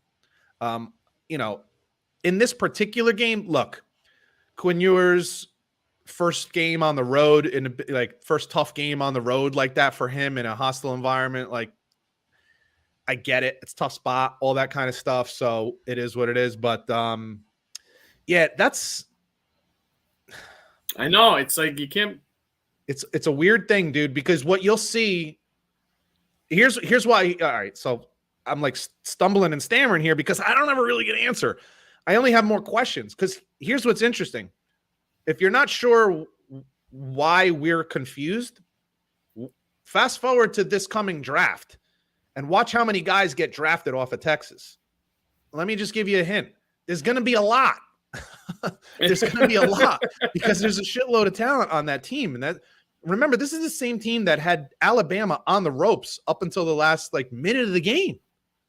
And then you can't hold a lead against Oklahoma. It's hard to explain, dude. It's really hard to explain. But this team is very, very talented. Ewers is really, really good. But they fall apart late, and that's a bad trait, man. And that's climate. That's climate, and the coach has to change that. And as I have said, I try to be honest. I've started to have doubts about a Zach Wilson, where I've been a big defender. I've been a defender of Sark, and I'm starting to have questions. It is what it is. You have to. Is he alpha enough to pull them out of that kind of mode? Hey, maybe you got to make a ballsy move and pull somebody who's a starter because they're an attitude issue. I don't know. I don't know what the hell's going on there, but you got to do something. And that falls on a coach. I'm sorry, it does. I got two for you coming up that you're going to love. Duke's pretty good in basketball, right? You'd say? Yes. You wouldn't really say that about the God, football I think team, I right? texted you about this one. Not particularly, no. No, really. They've had their yeah, times here and there. sure. Daniel Jones was there, and from time to time they're okay. Yeah, they've had, but they're not a football power. They've had a guy or two walk through their door, but we wouldn't say just lost. They just beat Miami in Miami. And it wasn't close, if I'm not mistaken. It was not close, sir. Who's the head coach there in Miami? Cristobal? Mario Cristobal. Yeah, Cristobal needs a crystal ball to figure out what the hell's going on here. And all the people that were beating off about him getting higher, now they finally got the right guy in here. Are you sure about that? Or are you going to give me the whole he hasn't had his class yet? Does he really need his class to beat Duke? You know what? Hold that one. Does he really need his recruiting class to beat Middle Tennessee State? Because he lost to both. Okay, so at home. Yeah, so hold the phone on, Mario Cristobal is the right guy. Could we have some evidence of success before we anoint him? This is finally the guy. This is another example of why I'm so happy that Michigan was patient with Harbaugh, because you did not want to end up with a Rich Rodriguez thing again, where Florida State's had some trouble getting coaches, Florida's had some trouble, Miami's had a lot of trouble. Dude, it's tough, man. Texas has had some trouble. God damn, that's ugly, bro. What teams? All right, so we'll say this with the big name schools. What you need to know before now, I guess I'm probably Miami had a pretty good idea that they would get Cristobal, but you need to have a good idea of who you're going to have before you let go of the guy you do have. Yeah. Even if you're just 500. Now, if it's so bad that you just have to move on, then that's one thing. But I think in this case, they knew they were going after. I think they did, and whatever. And I don't know that you were right. What I do know is that everybody was beating off. Everybody in sports media was beating off like, this is the guy. Finally, they got the guy. They got the guy. They got the guy. Okay, can't even beat Duke. I'm sorry. Duke, Middle Tennessee State, whoever else they've lost to. Miami doesn't need their class. Whoever that guy is, he doesn't need his class to beat those teams. There was a stretch there when Ohio State wasn't a great team. They weren't winning every. They didn't need a special class to beat Indiana in those years. Northwestern. To beat Northwestern. Okay, you beat the shit teams when you're Michigan, when you're Ohio State, Oklahoma, Texas, Miami, Florida State, Alabama. You beat the bad teams no matter what. It could be a total off year. You beat the bad teams. And you're not only losing to bad teams, you're losing to them bad. So I don't want to hear that shit. Program has a long way to go, and I don't know that they got the guy to answer the call. Last one for me, pal. I think I seen this tweet on Monday morning or Sunday morning. A&M's buyout for Jimbo Fisher is a heavy number. And I got to tell you, they're thinking about it because there's a lot of talks down there. The A&M Aggies are 3-4, and they could potentially lose 3 more. All right, so I'm glad I was just talking about this. You better really have a guy in place ready to go. I don't know how good a head coach Jimbo Fisher is. I know he won a national championship with Florida State, so he can't be terrible. I do know he's a really good recruiter. Mm-hmm. And as Bobby Bowden used to say, you got to give me the horses to win the race. Like he used to say when he was asked how come you're always so good? He says, because I always get the best players. Like it's a simple equation. And as we talked about in the preseason, and maybe I jumped the gun on how good Texas A&M was going to be this year, they had the number 1 recruiting class in the country this past off season, we'll say. So I'm inclined to give him 1 more year because he just did the best job in recruiting that he's ever done at this school. So I'm inclined to give him 1 more year. But if not, who are you replacing him with? Be really careful and be really sure that are you getting Deion Sanders? That'd be interesting. Wow. And if it's not Deion, who is it? Just be careful. That's all. I think you're right. I think they're going to they lost this week. They struggle. The rest of the schedule looks like it could be a struggle. Be very careful. Be very careful. Mario Cristobal might be available. If I were him, I'd take it. Oh, my God. All right, couple for this week, bro. We'll run it through it quick here. Ohio State goes to Happy Valley and plays Penn State. By the way, I was wrong last week. I didn't think there was any shot in hell it'd be a whiteout and a night game for Minnesota. I thought they'd save it for this week. Oh it was, and they're playing a noon game. That it's one noon of the Fox coolest thing is sights in taking a little football, bit though. away from. I know. I don't like it. From some drama here, but yeah, they're favored by 17.5, I think, right? I saw 15.5 earlier today. Oh, maybe you're right. I just know it's a lot. A lot of people are saying this is a better matchup for Penn State than it was against Michigan. I still don't think they're gonna hang around in this game. I don't think they're gonna compete. I thought Penn State was overrated when they came into that Michigan game. I still think they're a little overrated. I don't think they're a bad team, but I don't think they're on that. I don't think they're on that level. Agreed. The world's biggest cocktail party. For some reason, we can't call it that anymore. Not on this show. We'll still call you the Redskins, the San Diego Chargers, and the Cleveland Indians. Florida, Georgia. I have something to say about this in a little while. Okay. This is a neutral site game, right? This is in Jacksonville, sir. Yes, it is. Yeah. Florida's a funky team, and it's because Richardson is a funny quarterback. Like, he does some amazing things, but then he disappears for long stretches, and you just don't know what you're going to get all the time. So, I would suspect. What's the spread on this game? 22 and a hook. Oh my God, that's a lot. That's a friggin' lot. That is a lot. But I don't think Florida's that good. I have breaking news.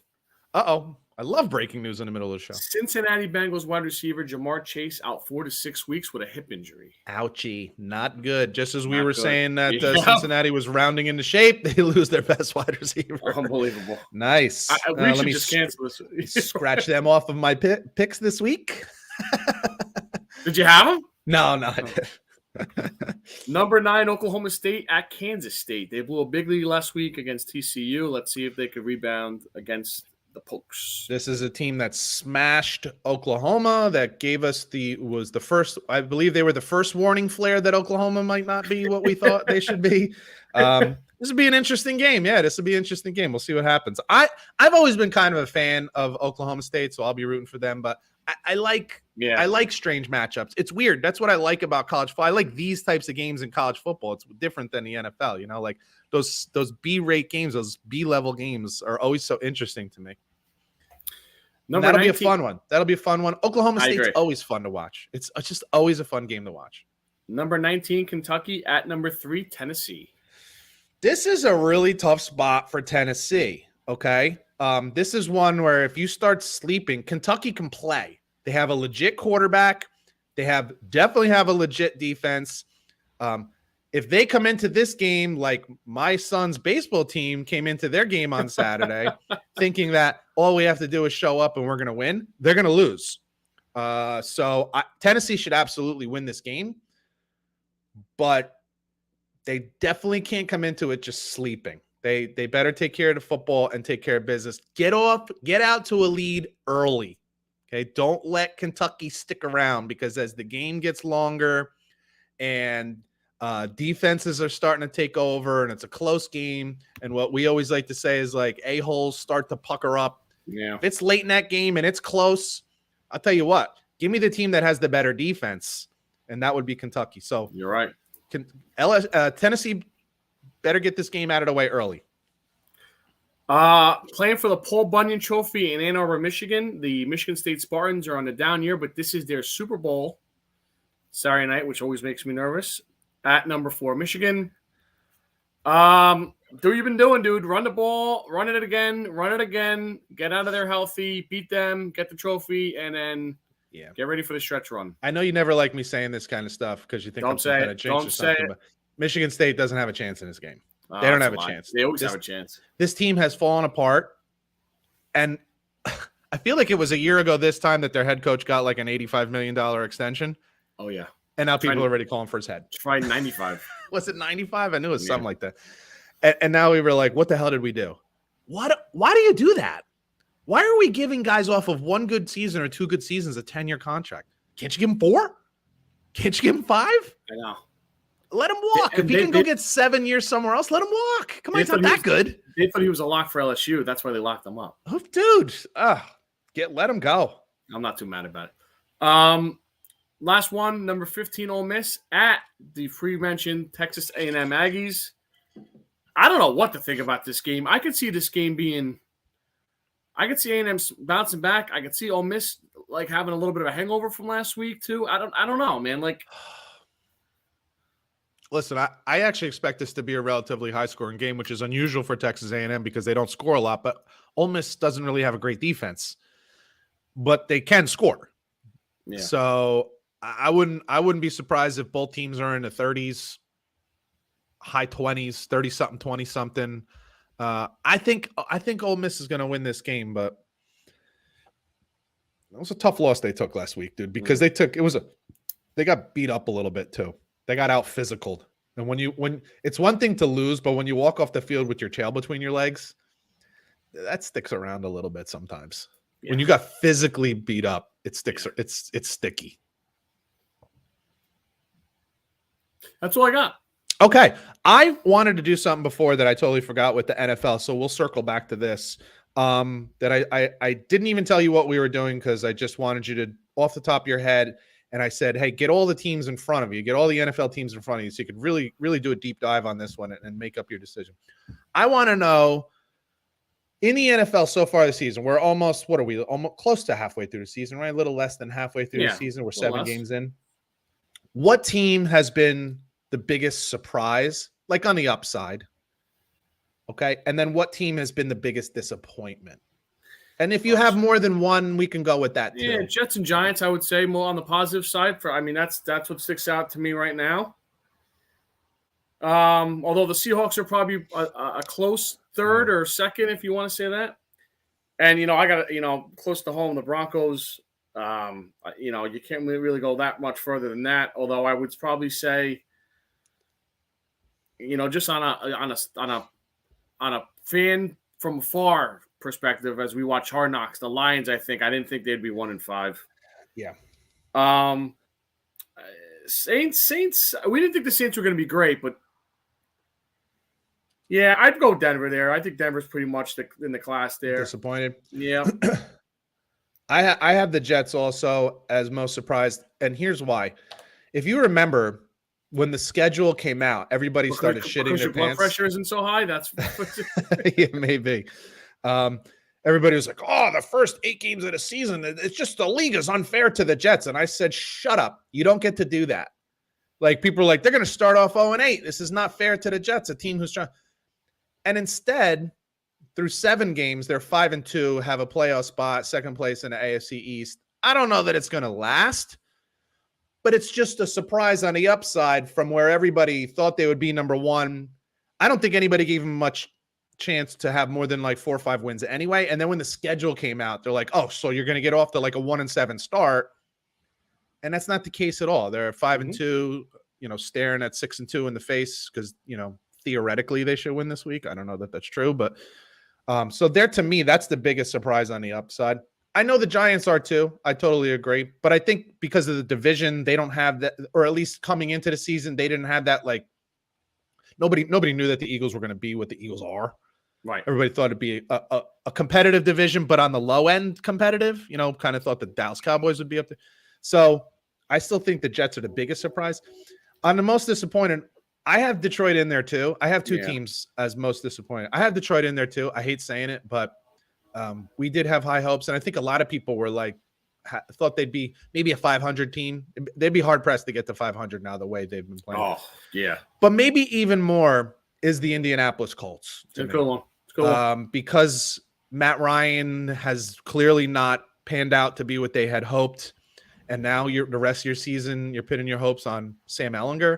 Like, I don't know. That's a bit of a disappointment. In the beginning of the season, this was a team that a lot of people were talking about possibly competing for an AFC championship and a Super Bowl run. And now most of us don't even expect them to make the playoffs. So I think that's a major disappointment. So I just wanted to hit that. I want to say, because there's always like the teams that were, we knew San Fran, Rams, we thought Miami would be improved. We knew the Bills and the Chiefs, and, maybe Tampa's a bit of Green Bay, downer, Tampa. Right? Tampa and Green Bay. We'll see how the rest of the season goes. I don't think either one of us are ready to kind of like bury them just yet, just because you have 3 quarterbacks. But yeah, some of those other Not teams quite pretty yet. rough. But you make a good point. Yes, Seattle on the upside. I think most people, certainly we did, we picked them to finish last in their division. We thought they were almost kind of tanking even, right? We Yeah. thought they were kind of mailing this one in and getting a high Yep. draft We pick didn't for know why they quarterback. would. We know why they choose Pete over Russ. Yeah, yeah. So I agree with you. That's a good one on the surprise on the upside side. So anyway, All right, should we get to our bets? Let's do a little gambling. I love it. Are you really telling me I only went 1-3 last week? So Scotty This is Brace absurd. was 2-3 last week. I took that extra game and it wasn't smart, but 2-3, 14, 13-1 overall. We were not exactly killing it this year. Oof. Mr. Calisano 1-3 again. What were my games? I will tell you in a minute. You were 10, 17-1. I feel a big comeback. I feel a big run coming up. I got to tell you something. You hear that? You hear all those dogs? I'm taking all dogs this week. They're barking. All dogs. They're barking. Your picks last week, you start out the weekend tremendously. Yeah, I thought I had with a Syracuse. good start. So Yeah. beautiful. 12 o'clock noon. You got 1-0 in the bank by 3:30. I'm like, I got this. and Winning then, week. And then the roller coaster fell off the tracks. Ugh. Ole Miss +2. Good night, Irene. That's right. And you know, it's Ja- funny. I felt really good about that game early. You should have. I'm like, oh, I'm 2-0 on Saturday.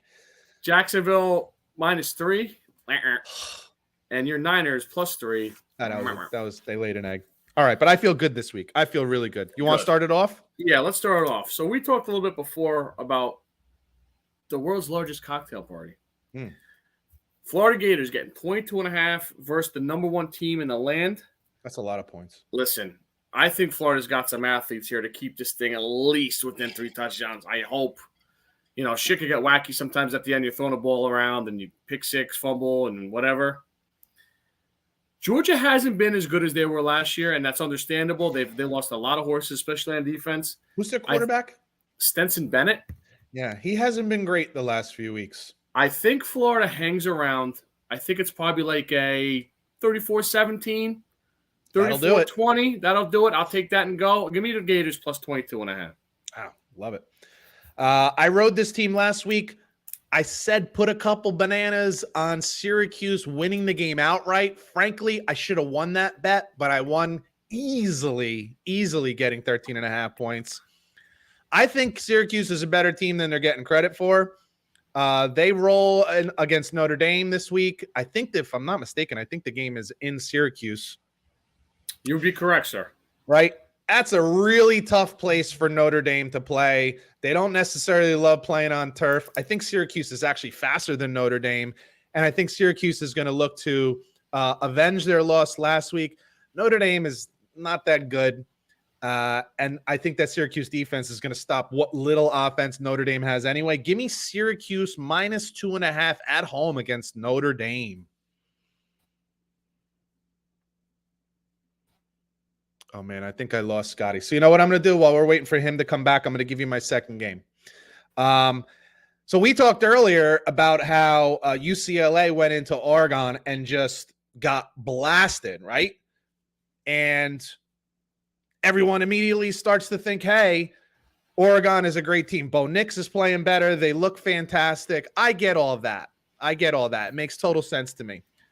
But if you look at the recent history of Oregon versus California, Cal Berkeley, you would think there would be just nothing but blowouts. And it's been anything but that, okay? What we have seen is not only California keeping games close, but they've actually beaten Oregon in recent past. Oregon's favored by 17. They have no right being favored by 17 against Cal because this is just for whatever reason, bad matchup, call it what you will. I have no idea. They struggle in this game. Give me Cal +17 against Oregon. You're not going to hear that from anybody else anywhere, but give me Cal +17 over Oregon. And that's because it's great analysis right there. I'm just telling you. I don't know why we keep freezing today. What the hell's going on with this? I don't know thing? what's going on. It's got to be on your end. Yeah, I have elite internet. I just made that Auburn up, by the way. Tigers have stunk this year. I was a big fan of Arkansas. I like the heavy coach that you don't like. I took the under on that one. Arkansas not the same team lately as they were early on. Oh, poor Scotty keeps freezing up on me. Does that mean he's going to take Auburn? Auburn is so bad. Is he really? as we wait for him to come back here. Is he really going to take Auburn over Arkansas? I'm not sure where this game is. Where's this game? Where is this game? Can you hear me? I got you now. Where is this game? This game is at Auburn. Okay, go ahead. Game's at Auburn. Let's get through this thing before I'm going to throw this fucking computer outside. Auburn plus 3.5. Give me them against the Razorbacks. The line's fishy, and everyone's desperate in Auburn. So, and we're desperate for good internet. Let's hit the NFL. My first game. I'm not a Tua guy. Never was. But I have to acknowledge the fact that when he's in there, and especially in the first half of games, he looks pretty good. When it's scripted, he looks good. And frankly, Detroit has not played really well the last few weeks. They played okay against Dallas, but they played terrible. 1 week they can score, next week they can't. 1 week they play good defense, the next week they stink. But I don't think Miami's the real deal. I got a feeling that Detroit is going to keep this game close. I got a feeling Detroit's going to keep this game close. Maybe they would lose by a field goal. Maybe they win this game outright. I feel like this game is in Detroit. Am I correct about that? Yes, you are. They might win this game outright. I'm just telling you, I think this is a funky spot for Miami. On the road, in a dome, on turf. You got a Southern team playing on grass. Give me Detroit Lions trying to right this ship for their beloved coach, Dan Campbell. Give me the Lions plus the 4, a home dog over Miami. Man, we are riding this Campbell train to fucking. I know this is the last time, by the way. If it doesn't work out, this is the last week time. was my last one. This week's your last one. I think I'm betting with my heart instead of my bald head. Arizona Cardinals at Minnesota Vikings. Do the Cardinals have new life? People are talking. Vikings coming off a bye. I think the Cardinals hang around. They got a new running game going. You got play action now. Hopkins back in the lineup. Give me the Cardinals going into Minnesota plus 3.5. Uh-oh. Is he going Viking? No. Not so fast, my friend. No. I don't know if I like that one. Well, what you're picking, I'm gold. Here, listen, I'm feeling really good this week. I'm feeling 3-1, 4-0. So I'm going to catch up really fast. I love going in the opposite direction that the media is going. Okay, not that people are going necessarily, but the media. You want to bet against somebody? Bet against ESPN sentiment, Fox Sports sentiment. Okay, one game and suddenly all these morons over on these networks love the Bears. Oh, they finally figured out how to use Justin Fields. Look at how good their defense is. And they're a great coach. And I think he's a pretty decent coach and doing a decent job. They're playing a good team this week. So you're getting a discount on the line here. This line should be a double-digit line. They're playing at Dallas. They're only Dallas favored by 9. They're going to win by 2 touchdowns easily. Give me Dallas -9, crushing the Bears. What's going to happen when Micah Parsons gets all up in Justin Fields' ass? You think he's just going to run? You think he's just going to run for it? Give me a break. Give me the Cowboys -9 over the Chicago Bears. That really makes me feel better because I was going to almost take the Cowboys in the suicide pool, and now I have to. I love the Bears. I love the Cowboys. Last one for me, Peter. I usually end this segment by saying what? Fishy. Can you tell me why the Tennessee Titans are only favored by 2 at Houston? Houston, we have a problem. What's Vegas telling you? Is Houston going to be a problem for Mike Vrabel at Tennessee Titans? I think so. Fishy. Give me Texans +2 at home against the Titans. Listen. This is not unusual for you, but that's a ballsy bet. I think that's a ballsy bet, man, because Houston's not great. Yeah, Houston's not great. So if you win that one, I'll give you some credit. All right, so in college, I have Syracuse -2.5 over the fightless Irish, and I love this game. I got California +17 over Oregon. I like that one too, actually. Love it. And the NFL, I got Detroit +4 over Miami, and the Dallas Cowboys -9. They're going to win by double digits easily. We're talking two touchdowns plus over the Chicago Bears. I got the Florida Gators +22.5 versus Georgia, Auburn +2.5 versus Arkansas, the Arizona Cardinals +3.5 at the Vikings, and the Houston Texans +2. That's right, the Houston Texans +2 versus the Tennessee Titans. Unbelievable. I like those. I like those a lot. We'll see what happens, and hopefully I get back on track. I got to be honest with you. Let's be real. I've gotten a little unlucky this year.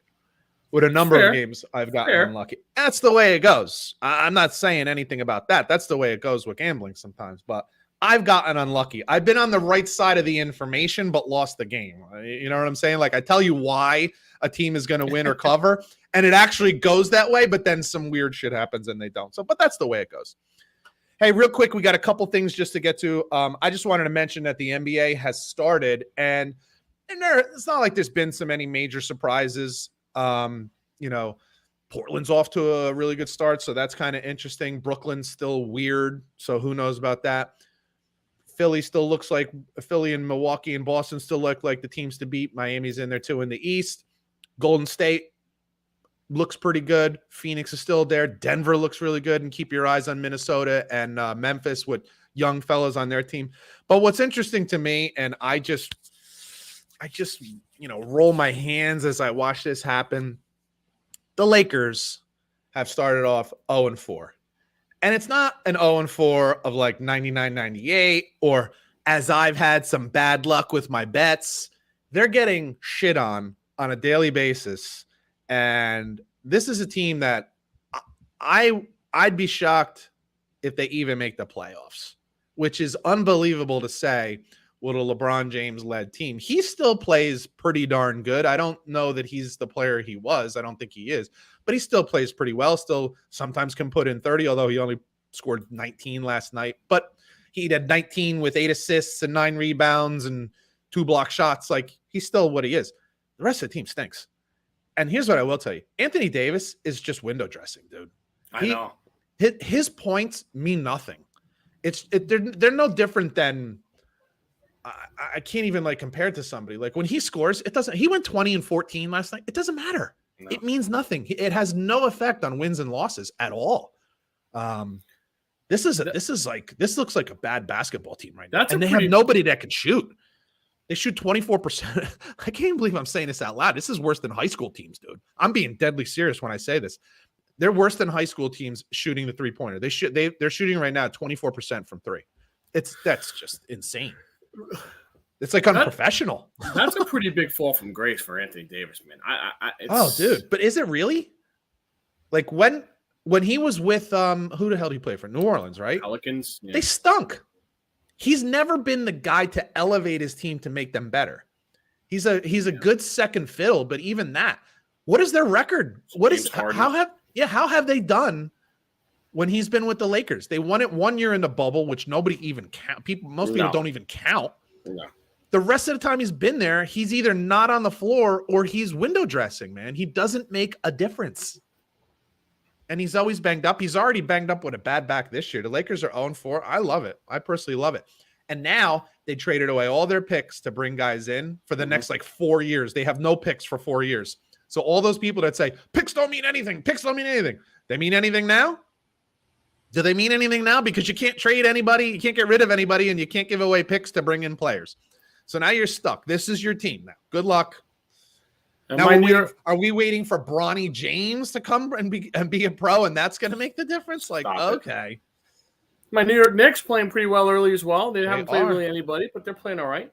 That's all right. You take it where you can get it. No, I just wanted to throw that out there and say, hey, the NBA started. If anything interesting happened, we don't cover the NBA a lot. Sometimes the storylines are more interesting than the games themselves in a regular season. And if anything comes up like that, we'll certainly talk about it. But that's where we're at with that. Let's talk some baseball before we get the fuck out of here, right? Yankee season is over after a disappointing sweep by the Astros. Astros were definitely the better team. Hate to say it, but the Yankees were on fumes. They barely beat the Guardians the series before that. A lot of questions, obviously, going into the winter. The first one and the most important one, not only for the Yankees but around baseball is what do you do with Aaron Judge? Who's going to outbid them? How many years? How much money per year? Anthony Rizzo has an opt-out. I think he's going to opt out. I think he comes back. I think he likes playing here. I think he'll just get a little bit more money. He had a good year. Jameson Taillon, free agent. I would probably let him go. The bullpen, you're losing Chapman and Britton. Good riddance to both. Thanks for your service. Goodbye. They need to revamp that a little bit. Need some lefty arms. But other than that, I think they're pretty good. They just were, on fumes at the end. Yeah. Potential trades. IKF, Josh Johnson, and Akeem Nicks. Aaron Hicks, goodbye. You got to get rid of these guys. IKF was supposed to be a plus defender. He got the yips. He wasn't even playing in the playoffs down the stretch. Donaldson's a clown. We obviously screwed that trade up. And then Aaron Hicks, we've been saying it all summer. Just see ya. But now here's the other thing, dude, and I'll let you jump in. I don't trust Cashman to make these decisions. He was horrible in the trade deadline. It was announced him and Boone are both back. Boone, I don't have that much of a problem with, although he's kind of, I don't know how many decisions he actually makes, or it's the team. Okay. So this is where I jump in. Analytical team. Yeah. But yeah, I mean, I don't know, man. Go ahead. This is where I jump in because all those things you talk about are right. Let me start off with saying you can't give – this is not going to sit well with a lot of Yankee fans, but you cannot give Aaron Judge a 10-year contract. He's 31 years old, folks. He's not 24. He's 31 years old. You can't give him a contract for $500 million and you're paying him $50 million when he's 41 years old. You just can't do it. So if that's what he's insisting on, and everything I read is that San Francisco has flat out said, we will not be outbid. So whatever the Yankees are going to offer him, San Francisco has already said, we don't care what it is. We're going to offer him more. And if he's going to take, when I hear that, I just say, I'm going to offer him 6 years, average it out to $40 million a year. Take it or leave it, dude. You want to go play for the San Francisco Giants and be mediocre for the rest of your career? You go right ahead. You can go the route of Robinson Cano if you want and take care. We appreciate everything you've done, but we just can't match that. I'm sorry, it's not worth it. 6 years at $40 million is a lot. I personally wouldn't even give him that because let's be honest, he's been basically with the Yankees 6 full seasons at the major league level. He's had 2 amazing seasons, 62 home runs, 55 home runs. The other 4 seasons were nice. Well, the other 3, because one was only 60 games. But the other 3 were nice. But they were nice. They weren't amazing. Okay. And I like him. So I want him to stay. Don't take this the wrong way. I want Aaron Judge to be a Yankee. But there has to be limits. It's not even just limits. You have to be smart. This is not even the most expensive payroll in baseball anymore. They have about the 7th highest payroll in baseball now. So we don't just assume, well, they spend more than anybody. Not true. They're not even in the top 5. With that said, there are limits, okay? Even the Yankees have limits. Yeah. And I would cap this off somewhere significantly lower than what he's probably going to insist on. So, and that's going to rub some people the wrong way. But I'm not giving a 10-year contract to a guy who's 31 years old. I agree. Second thing, I have come to the conclusion now that if you're a team that relies on analytics, you should never fire a head coach again. The only person that should get fired is the GM. Mm-hmm. GMs are the ones who bring in the players. I don't think Aaron Boone had any say in any players that were brought in, or for that matter, the ones that got shipped out. And managers don't really have say if what we're saying is they make these decisions based on numbers and analytics. They're not really making decisions on what to do in game. So if they're not doing it in game, you can't blame them. And if they're not picking the players, you can't blame them. And the only one that you can blame is the fucking GM. Now, Brian Cashman has been there for a long time, and I like him. I think he's good. But I liked him better when he was a baseball guy, not a friggin' accountant. Yep. Okay? So if he's going to stick around, what I want to hear is we can use analytics, but it's not going to be the driving force on every decision we make. Can we get some baseball players? Can we go back to getting baseball players? I don't know how Brocious would have worked out in analytics. I don't know how Cecil Fielder would have worked out in analytics. Okay. I don't even know how Paul O'Neill would have worked out in analytics. What I know is these were guys that helped us win championships. So if you want to fire anybody, the guy who should get fired is Cashman, because Aaron Boone just basically looks at a laptop and that's the decision that's made. I don't think managers should be fired anymore. Never. Because what decisions are they really making? The starting lineup of who's playing infield? Who gives a shit? Like, that matters? Give me a break. So I don't want to hear this. Aaron Boone's got to go. For what? He's not making decisions. Some Google geek in the box in the upstairs box is making decisions on what to do. So get out of here. Even the lineup isn't even decided by the coach. Google geek, I like that. So that's what I got to say about that. All right. So besides that, now we have Phillies and Astros in the World Series. Real quick, let's get to it. What's your prediction for this? What do you see happening? Astros in 6. Hard not to go with the Astros, but maybe, you gotta, it's always fun to kind of back the team of destiny. If there was no extended playoffs, Phillies wouldn't be here. And let's not forget that at the beginning of the season, they were an utter disaster. They fired Joe Girardi about a month into the season. There was never any part in the season where they had kind of, and I know this because I'm just down here and I hear them on the radio a lot, especially the talk. There was never any part in the season when they really had all their pieces moving in the right direction at the same time. Sometimes Schwarber was doing good. Sometimes Nola was pitching well. But never all at the same time, except right as the playoffs started, or like really like a week before the playoffs started and since.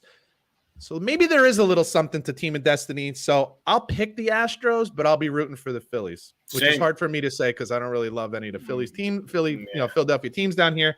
But I'll be rooting Phillies hard. And I don't know anybody outside of Houston that actually likes the Astros because they're kind of a bunch of dicks anyway with the whole cheating and all that kind of stuff. So, all right, let's go Phillies. 85 in the book. I got four for you, my friend. Number 4, 3-time All-Pro, 6-time Pro Bowler, a man with many personalities, ex-Bengal wide receiver Chad Ochocinco Johnson. Number 3, 3-time All-Pro, 8-time Pro Bowler, 2000s All-Decade, future Charger Hall of Fame tight end Antonio Gates. Number 2, 2-time Super Bowl champ, 2-time Pro Bowler, 5-time first-team AFL, 6-time AFL All-Star, Hall of Famer, and he was one of the best on Inside the NFL, show in the 90s on HBO. Hall of Fame Patriot and Dolphin linebacker Nick Bonacani. Oh, yeah. And number 1, 5-time All-Pro, 7-time Pro Bowler, 2-time sacks leader, 1970s All-Decade. Great name for a football player. College and NFL Hall of Fame Rams defensive end Jack Youngblood. Oh, yes. Very good. I just have like a public service announcement today, a little PSA. I don't know. Do you ever play like the lottery or anything like that? I do scratch offs. So I'm not really like a lotto ticket guy. No? All right. Well, this might be the weekend that you want to do it. Okay. Powerball, second, I believe as of this moment, it's the second largest Powerball jackpot in history. Wow. Saturday night, $800 million. $2 per ticket. I'm thinking maybe I'm going to drop $10, get 5 tickets, throw my name in a hat. There you go. What do you think? What is this called? Powerball. Powerball. So you got to get like what? You got to get 5 numbers plus the Powerball number. I might make a stop. Yeah, why not? Right? You get $10 worth of tickets. They're $2 each, so you get 5 tickets, and you got a shot. It gives you something. Gives you more something else to pay attention to on Saturday. Wednesday, 800 million. Who knows what it'll be by Saturday? Maybe it'll be even over 800 million. That's the projected number. Yeah. What golf course would you want to buy with that, my friend? I'm trying to think of what team I want to buy. Ugh. The way prices are now, I might be able to. Well, the way you get called now with a little wind, you might want to go south. Yeah, it's a good idea. You know what I would rather buy? I'd rather buy like a minor league baseball team like down in Florida. That's not a bad call. It's not a bad idea. Want in? I'll make you the general manager. I'll do it. I'll make Cashman weep. $150,000 a year. You got the job. For Scott Bracey. For Scott Bracey. It's a minor league team. Come on. For Scott Bracey, I'm Pete Colasano. You've been listening to Bump and Run. And after I get my $800 million on Saturday, we'll see you next week. Later. Come on, man. It's a minor league team, man. That's funny. If it was a major league team, I'd give you, So listen to this. I'm 300,000. I'm going to your old stomping grounds tonight. The old Where's that? The old EP High School. Ooh. Tommy Mulligan's got him 6-0. Really? Yeah. Oh, that's fantastic. He's got him 6-0. He lost. You remember the Mulligans? His brother Billy Mulligan. Yeah. His son was the star running back. He just tore his ACL last week. Is that what was the? Was that their main guy? He was a pretty good factor. Do So they he have a transferred- decent quarterback or no? Yeah, he's not bad. I haven't seen the game yet, so I figured tonight I'll go check him Oh out. shit, yeah. Yeah, so 7 o'clock. I don't know why they're playing on a Thursday, but yeah, go check him out. So You know what? There's another game. There's a game down here. One of the guys I work with, he does refereeing, and he's got a consolation game tonight. oh yeah, On a Thursday's Thursday becoming a night. I thing, don't know what the hell that's all about, but yeah, that's interesting. Oh, dude, There's- if you see him, if you go down to the field afterwards or anything, and you go see Yeah, him, just tell I'll him probably- I said hi, and I'm I will definitely really text happy him for him. after. So I will. I'll definitely tell him that. Yeah, Yeah, I'm definitely. glad he's doing well. That's awesome. Yeah, Yeah, let me me know too. how it goes. Keep me updated on that. I I'll will. get this done as soon as I can. All right, man. Thanks, bro. Sounds good. All right, dude. I'll talk All to right, you later. later.